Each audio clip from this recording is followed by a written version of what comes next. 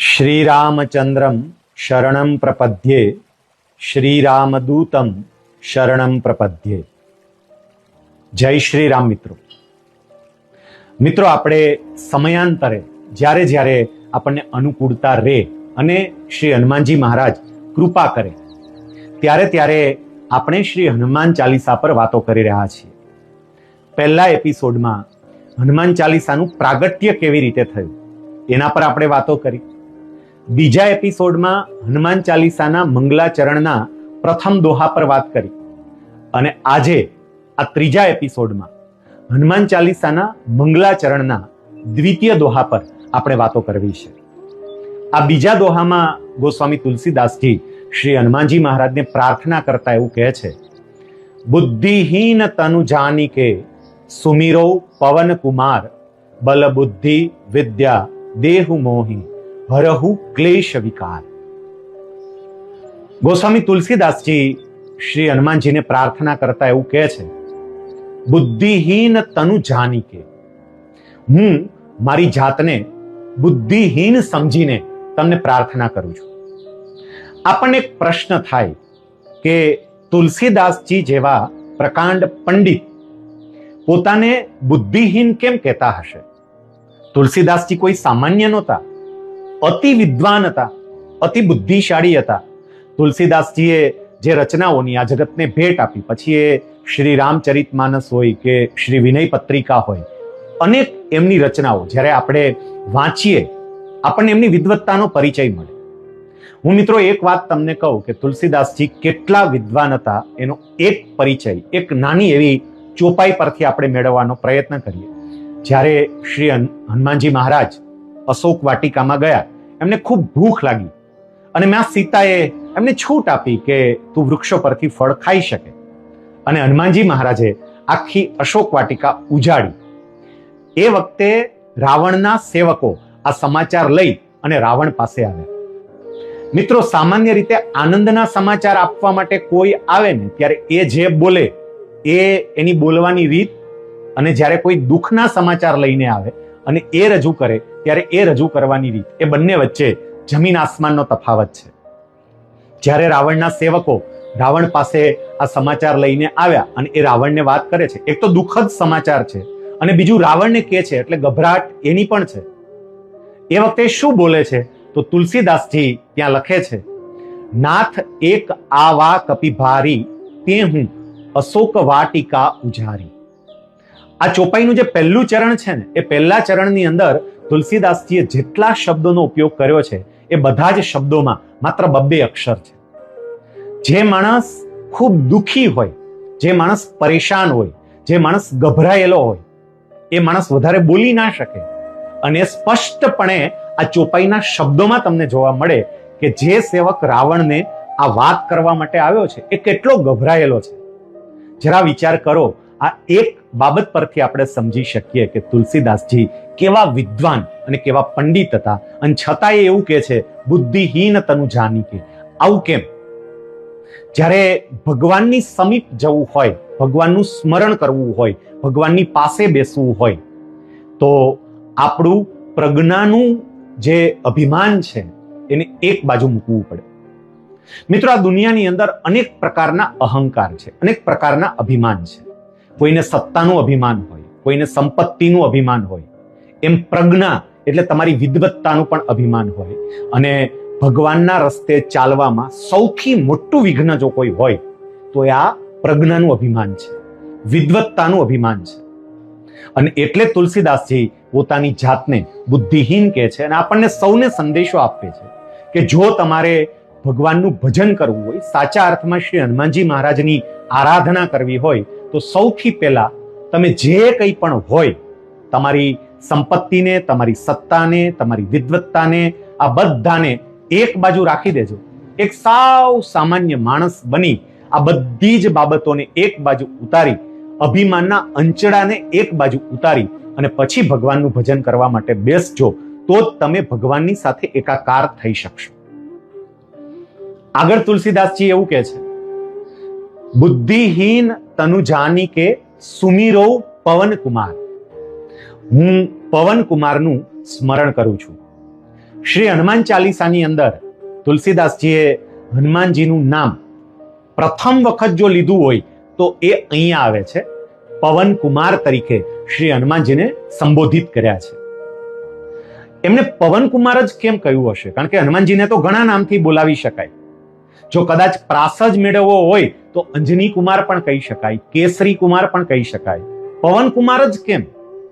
કારણ કે આ નામ હનુમાનજીના સમગ્ર કાર્યને માત્ર એક જ શબ્દની અંદર પ્રતિબિંબિત કરે છે. એક જ શબ્દમાં હનુમાનજીનું સમગ્ર કાર્ય આવી જાય. કેવી રીતે? જરા સમજવા માટેનો પ્રયત્ન કરીએ. આપણે બધા પંચમહાભૂતની વાતો કરીએ છીએ. પંચમહાભૂતને આપણે જાણીએ પણ છીએ. પૃથ્વી, આકાશ, જળ, અગ્નિ અને વાયુ. આ પંચમહાભૂતની અંદર વાયુ માત્ર એક એવું તત્વ છે કે જે કામ અતિ અગત્યનું કરે છે, પણ એ દેખાતું નથી. બાકીના બધા તત્વોને તમે જોઈ શકો. તમે પૃથ્વીને જોઈ શકો, તમે આકાશને જોઈ શકો, તમે જળને જોઈ શકો, તમે અગ્નિને જોઈ શકો, તમે વાયુને ન જોઈ શકો, અને છતાંય વાયુ વગર જીવી ન શકાય. એ પ્રાણ છે અને છતાંય ક્યારેય પોતાના કામની વાત એ આપણી સમક્ષ લઈને આવતા નથી. આ વાયુ તત્વ એવું અદ્ભુત તત્વ છે કે એના વગર જીવન શક્ય નથી, અને છતાંય એ ક્યારેય પોતાનું શું મહત્વ છે કે પોતે શું કાર્ય કરે છે એ બતાવતા નથી. શ્રી હનુમાનજી મહારાજનું આવું જ છે. શ્રી હનુમાનજી મહારાજ વગર કશું શક્ય જ નથી.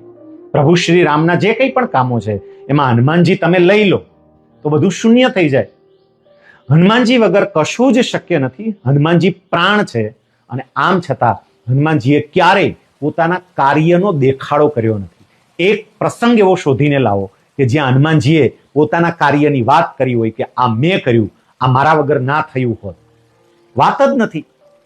અને એટલે હનુમાનજીનો સાચો પરિચય એ પવન કુમાર છે. જેવી રીતે પવન પ્રાણવાન છે, પ્રાણવાયુ છે, અને છતાંય એ પોતે ક્યારેય દેખાતા નથી, પોતાની વાત કરતા નથી. એ જ રીતે એમના આ પુત્ર હનુમાનજી એ પણ ક્યારેય પોતે જે કામ કરે છે ને એટલે હનુમાનજી માટે આ પવન કુમાર શ્રેષ્ઠતમ સંબોધન છે જે તુલસીદાસજીએ સૌથી પહેલા હનુમાન ચાલીસામાં પ્રયોજ્યું છે, એનો ઉપયોગ કર્યો છે. વાયુ છે એનું એક મહત્વનું કામ એ છે કે એ અગ્નિ અને લાકડું એ બંનેને ભેગા કરવાનું કામ કરે છે. તમે વિચારજો, એક તરફ અગ્નિ હોય અને બીજી તરફ લાકડું હોય, બંને હાજર હોય, પણ જો પવન ન હોય, પવનની ગેરહાજરી હોય તો કોઈ દિવસ લાકડું પ્રગટી શકે નહીં. અગ્નિ એ પરમ તત્વ છે અને પેલું લાકડું એ મુમુક્ષુ છે. આ પરમ તત્વ અને મુમુક્ષુ એ બંનેને ભેગા કરવાનું કામ શ્રી હનુમાનજી મહારાજ કરે છે. અને એટલે તુલસીદાસજીએ એમને પવન કુમાર કહીને અહીંયા સંબોધિત કર્યા છે. તુલસીદાસજી આગળ એવું કહે છે, બલ બુદ્ધિ વિદ્યા દેહુ મોહી. આપ મને બળ, બુદ્ધિ અને વિદ્યા આપો. મિત્રો, કંઈ પણ વસ્તુ માંગવી હોય તો જેની પાસે હોય એની પાસેથી મંગાય અને તો આપણને મળે. જેની પાસે કશું હોય જ નહીં અને એની પાસે આપણે માંગીએ તો આપણે ખાલી હાથ જ આપવું પડે. બટ નેચરલ છે, આપણને કશું જ ના મળે. તમે મુફલીસ પાસે કંઈ માંગો તો મુફલીસ તો તમને શું આપે? માંગવું હોય તો જેની પાસે હોય એની પાસે મંગાય. હનુમાનજી મહારાજ પાસે બળ, બુદ્ધિ અને વિદ્યા અમાપ છે, અને એટલે તુલસીદાસજીએ એમની પાસેથી માંગ્યું છે. જો બળની વાત કરીએ તો હનુમાનજી વિશે એવું કહીએ છીએ કે અતુલિત બલધામા. હનુમાનજી મહારાજ છે એનું બળ કોઈની સાથે તુલના ન થઈ શકે એવું છે. જો આપણે બુદ્ધિની વાત કરીએ તો હનુમાનજી જેવા બુદ્ધિશાળી બીજે કોઈ આપણને જોવા ના મળે. જ્યારે પ્રભુ શ્રી રામ સાથે એની પ્રથમ વખત મુલાકાત થઈ અને પ્રભુ રામ સાથે જે સંસ્કૃતમાં વાત કરે છે, પ્રભુ રામ પણ એની બુદ્ધિથી, એની વિદ્વત્તાથી કેટલા પ્રભાવિત થયા હતા. અને એટલે જ હનુમાનજી મહારાજ વિશે કહેવાય બુદ્ધિમતામ વરિષ્ઠામ. તમામ બુદ્ધિશાળીઓમાં એ વરિષ્ઠ છે. તો શ્રી હનુમાનજી મહારાજ પાસે આપણે બુદ્ધિ માંગીએ કારણ કે એમની પાસે છે. અને વિદ્યા, વિદ્યા એટલે સામાન્ય રીતે આપણે એનો અર્થ કરીએ છીએ અભ્યાસ, પણ વિદ્યા એટલે અભ્યાસ નહીં, કારણ કે એ તો માત્ર અક્ષર જ્ઞાન છે. વિદ્યાનો સાચો અર્થ થાય એવું જ્ઞાન કે જે જ્ઞાન પોતાને પણ સુખી કરે અને બીજાને પણ સુખી કરે. પોતાને સુખી કરે અને બીજાને દુખી કરે તો એને વિદ્યા ના કહેવાય. વિદ્યા પોતાને સુખી કરે, બીજાને સુખી કરે. હનુમાનજી મહારાજ પાસે એવું જ્ઞાન છે જેનાથી હનુમાનજી મહારાજ પોતે સુખનો અનુભવ કરે છે, પણ બીજા અનેકને એ સુખનો અનુભવ કરાવે છે. અને એટલે એમની પાસેથી જ્ઞાન માગ્યું છે. જ્ઞાની નામ અગ્રગણ્યમ. હનુમાનજી મહારાજ માટે આપણે આવું કહીએ છીએ કે બધા જ્ઞાનીઓમાં આપ અગ્રગણ્ય છો. તુલસીદાસજી મહારાજે એટલે જ શ્રી હનુમાનજી મહારાજ પાસે બુદ્ધિ, વિદ્યા, બળ, બુદ્ધિ અને વિદ્યા આ ત્રણેય હનુમાનજી મહારાજ પાસેથી માંગ્યું. આગળ એવું કે છે, હરહુ ક્લેશ વિકાર. બળ, બુદ્ધિ અને વિદ્યા એ અમને આપો, પણ અમારી પાસેથી કંઈક લઈ પણ લો એના બદલામાં. તો શું લઈ લેવાની વાત કરે છે? ક્લેશ અને વિકાર. આ ક્લેશ અને વિકાર આપણું જીવન બરબાદ કરી નાખે છે. આપણી પાસે બધું જ હોય અને છતાંય એનો આનંદ આપણે લઈ શકતા નથી. એનું કારણ આ ક્લેશ અને વિકાર છે. ક્લેશ અલગ અલગ 5 પ્રકારના છે: અવિદ્યા, અસ્મિતા, રાગ, દ્વેષ અને અભિનિવેશ. આ 5 પ્રકારના ક્લેશ છે. અને વિકારની વાત કરીએ તો કામ, ક્રોધ, લોભ, મોહ, મદ અને મત્સર. આ 6 પ્રકારના વિકાર છે. ક્લેશને કારણે જ વિકાર જન્મે છે. આ બધા વિશેની વાતો ક્યારેક આપણે વિશેષ ડિટેલમાં વિગતવાર રીતે કરીશું. પણ હનુમાનજી મહારાજને તુલસીદાસજી પ્રાર્થના કરે છે કે અમારા ક્લેશ અને વિકાર એને તમે હરી લો. ઘણી વખત એવું બને કે આપણા સ્વપ્રયત્નથી આપણે ગમે એટલો પ્રયત્ન કરીએ, આ ક્લેશ અને વિકારથી આપણે મુક્ત ન થઈ શકીએ. પણ હનુમાનજી મહારાજ આપણા પર કૃપા કરે અને એની કૃપાને લઈને એ જો આપણા આ ક્લેશ અને વિકાર હરી લે, લઈ લે, તો આપણે જીવનનો પરમ આનંદ માણી શકીએ. અને એટલે જ અહીંયા તુલસીદાસજી મંગલાચરણના દ્વિતીય દોહાની અંદર હનુમાનજી મહારાજને જે પ્રાર્થના કરે છે, એ પ્રાર્થના આટલો અર્થ સમજ્યા પછી ફરી એક વખત આપણે સમૂહમાં સાથે એ પ્રાર્થના કરીએ. તુલસીદાસજી શ્રી હનુમાનજી મહારાજના ચરણોમાં પ્રાર્થના કરતા કહે છે, બુદ્ધિહીન તનુ જાનિકે સુમિરો પવન કુમાર, બલ બુદ્ધિ વિદ્યા દેહુ મોહી, હરહુ ક્લેશ વિકાર.